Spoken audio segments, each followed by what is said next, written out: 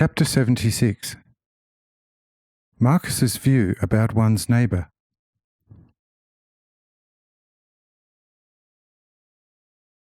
Says the old Marcus, "Lord, I am so overwhelmed by what I and my house have now heard, that I should, with the best of will, not be able to come up with a sensible word, let alone determine who would be my most likely neighbour. Naturally, the one that stands nearest to me physically and requiring assistance, I would have to help. If such asked me for help, I should not withhold it.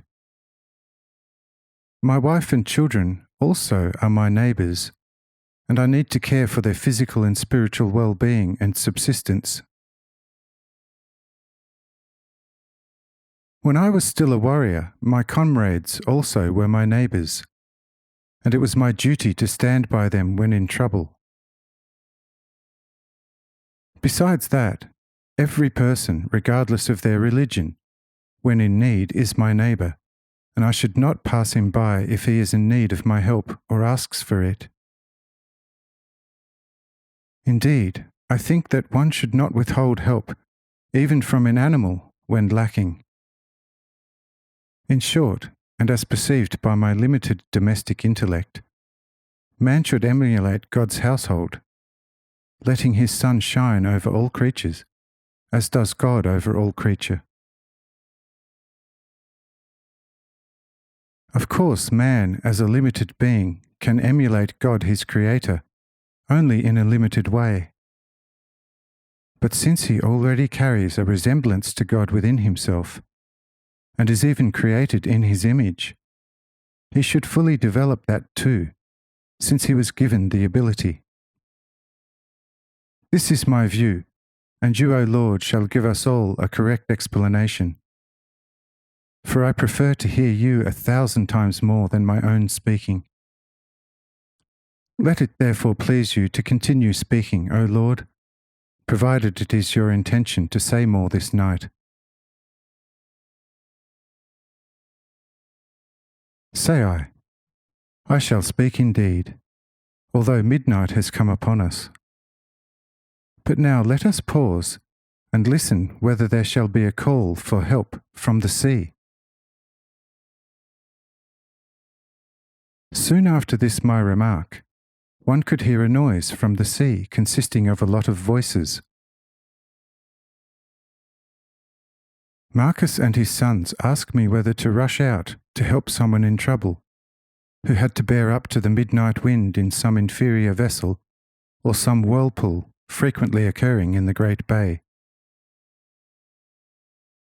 Say I, it is an inferior, run-down vessel full of young Levites and Pharisees. They come from the Capernaum and Nazareth direction, and are heading for Jerusalem. They have chosen the waterway over the dry one, for firstly it being the shorter and secondly the easier. But they were able to get only a leaking fishing boat at Sabara, and are faring badly in a strong midnight wind.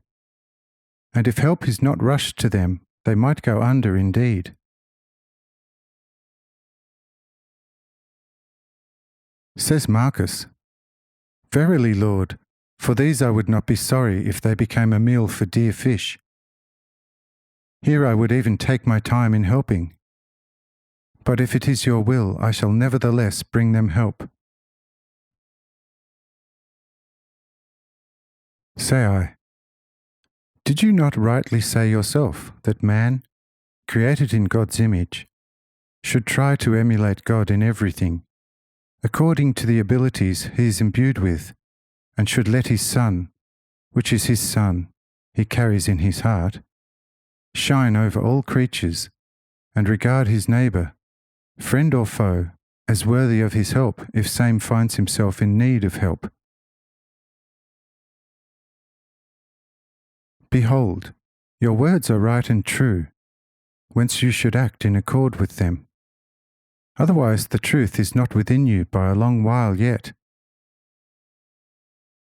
Because pure truth is of little if any use to man for life eternal, for so long as he has not made same to live through the deed. Once he has done that, however, the light of eternal life shall pour out in streams, lighting up all corners of the human soul, just as the sun sends her light into all valleys and ditches at noon, warming them and hence filling them with her light. Hence, do whatever you want.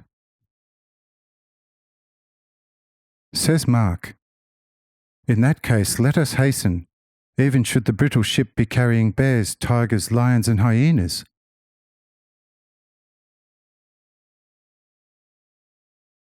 Old Mark at once ran down to shore with his sons, boarding a fit and fairly large fishing boat, rowing out to where from the call for help kept getting more desperate.